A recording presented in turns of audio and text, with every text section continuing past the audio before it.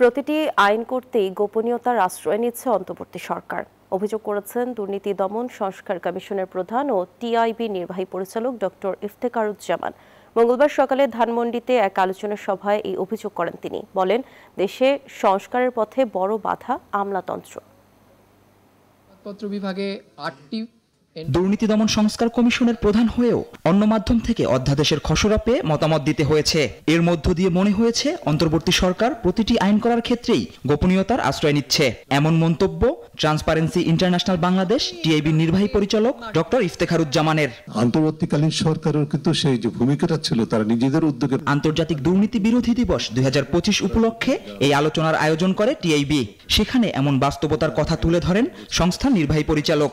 বৈঠকে সিদ্ধান্ত হয়েছে, আমি পারসুয়েট করতে পেরে তাদেরকে সম্মত করতে পেরেছি যে এটা থাকতে হবে। তারা রাজি হয়েছেন, মিটিংয়ে মিনিটস হয়েছে এবং কি লেখা হবে সেটাও সম্মত হয়েছে। দুদিন পরে জানা গেল সেটা বাতিল হয়েছে। ডক্টর ইফতেখারুজ্জামান বলেন, দেশে সংস্কারের পথে বড় অন্তরায় আমলাতন্ত্র ও রাজনীতিবিদরা। এতে সংস্কারের সম্ভাবনা ঝুঁকিতে পড়েছে। গণমাধ্যম সংস্কার কমিশনের প্রস্তাবনাগুলোকে বাস্তবায়ন করবে। এই বাস্তবায়ন করার ভূমিকাটা তথ্য মূল্যায়ন ধরে নিচ্ছে, তথ্য মূল্যায়নে। কিন্তু সেটা কারা জানেন?